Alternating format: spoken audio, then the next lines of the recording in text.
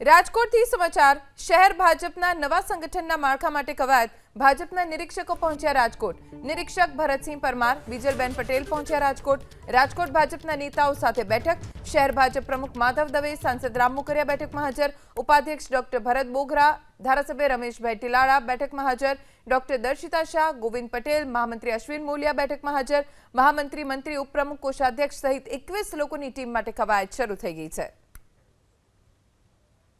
વધુ જાણકારી અમારા સંવાદદાતા પરાક્રમ સિંહ જાડેજા પાસેથી પ્રાપ્ત કરીશું।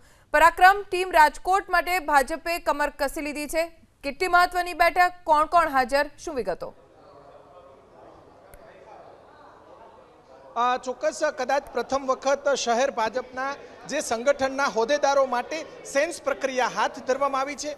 દ્રશ્યો આપણે બતાવવાનો પ્રયાસ કરીશું। રાજકોટ કમલમ ખાતે અત્યારે સેન્સ પ્રક્રિયા પ્રદેશના જે નિરીક્ષકો છે તેમના દ્વારા લેવામાં આવી રહી છે। સીધા દ્રશ્યો આપણે બતાવવાનો પ્રયાસ કરીશું। અહીંયા જે અલગ અલગ 21 જેટલા હોદ્દેદારો છે તેમની સેન્સ પ્રક્રિયા છે। મયુરભાઈ આપણી સાથે છે, આપણે મયુરભાઈ સાથે વાત કરીશું। મયુરભાઈ, કઈ રીતની આખી પ્રક્રિયા, સાદી વાત કરો, કઈ રીતની પ્રક્રિયા, કોણ કોણ આવ્યું છે? આજે નિરીક્ષકોમાં ભરતસિંહ પરમાર અને વિજલબેન પટેલ આવ્યા છે અને અત્યારે ઓલરેડી સેન્સની પ્રક્રિયા ચાલુ છે। બરોબર, ભરતસિંહ આવ્યા છે? હા જી। કયા કયા હોદ્દેદારો માટે મયુરભાઈ? 21 હોદ્દેદારો હોય છે, 3 મહામંત્રી છે, 8 ઉપપ્રમુખ છે, 8 મંત્રીઓ છે, 1 કોષાધ્યક્ષ છે અને 1 કાર્યાલય મંત્રી છે। બરોબર, મયુરભાઈ જે રિપીટ કરવામાં આવશે, કેમ કે આપ પણ કોષાધ્યક્ષ છો? પાર્ટી છે નક્કી કરે એ રીતે થાય, કારણ કે આ સેન્સ પ્રક્રિયા ચાલુ છે, હજી અત્યારે તો કંઈ કહી ન શકાય, એટલે સેન્સ પ્રક્રિયા પછી જે પણ કંઈ પાર્ટી તરફથી આદેશ આવશે એ બધા માટે સ્વીકાર્ય છે। મયુરભાઈ, શું લાગે છે કે પોતપોતાનું લોબિંગ પણ કરવામાં આવ્યું છે? ના, એવું કંઈ ભાજપમાં એવું કંઈ લોબિંગ જેવું હોતું જ નથી। સૌ કોઈને ઈચ્છા હોય એ મુજબ પોતાના નામ રજૂ કરે છે, પછી ઉપર પ્રદેશમાંથી નક્કી કરશે કે શું કરવાનું છે। ચોક્કસથી મયુરભાઈ પણ કોષાધ્યક્ષ છે। અહીંયા જે આગેવાનો છે એમની સાથે પણ આપણે વાત કરવાનો જે પ્રયાસ કરીશું। કોણ કોણ છે અંદર કોણ કોણ છે અત્યારે? પ્રદેશના જે આગેવાનો છે તે અત્યારે જોઈ શકાય છે કે સીધા દ્રશ્યો આપણે બતાવવાનો પ્રયાસ કરીશું। રાજકોટની અંદર જે સેન્સ પ્રક્રિયા, અંદર સેન્સ ચાલુ છે, સેન્સ પ્રક્રિયા અંદરની તરફ ચાલુ છે, તો દ્રશ્યો આપણે બતાવવાનો પ્રયાસ કરીશું। રાજકોટ શહેર ભાજપના જે હોદ્દેદારો, જે ખાલી વિઝ્યુઅલ બતાવો, ચોક્કસ જોઈ શકાય છે કે અત્યારે સેન્સ પ્રક્રિયા જે છે તે શરૂ કરવામાં આવી છે।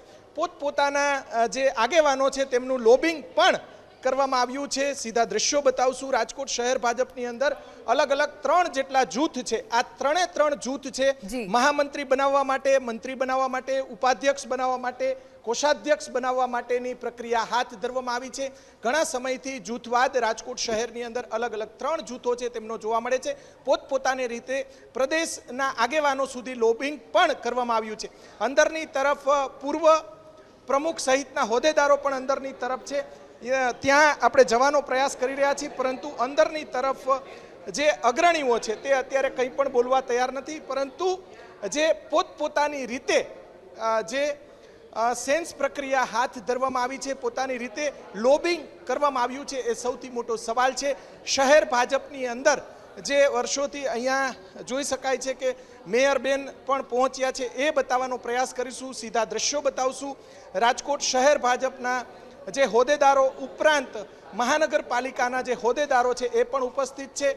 3 કે 4 અલગ અલગ જૂથો છે। પૂર્વ નેતાઓનું જૂથ છે, ધારાસભ્યો છે એમનું જૂથ છે, અને જે અગ્રણીઓ છે તે પોતપોતાની રીતે જે લોબિંગની પ્રક્રિયા હાથ ધરવામાં આવી છે। સેન્સ પ્રક્રિયાને લઈને જે ભરતસિંહ પરમાર જે ભાજપના સિનિયર નેતા છે તે પણ અત્યારે આવી પહોંચ્યા છે। સેન્સ પ્રક્રિયા બપોર સુધી ચાલશે। ખાસ કરીને સામાકાંઠા વિસ્તારની અંદર ભાજપની અંદર મહામંત્રી પદ માટે 2 અગ્રણીઓના નામ, જે નામને લઈને ખેંચતાણ 2 જૂથો દ્વારા જોવા મળી રહી છે, ત્યારે સેન્સ પ્રક્રિયા જે શરૂ કરવામાં આવી છે, પોતપોતાની રીતે અગ્રણીઓ છે તેમના દ્વારા લોબિંગ જે છે તે શરૂ કરવામાં આવ્યું છે। ઓકે પરાક્રમ, આભાર જાણકારી આપવા માટે।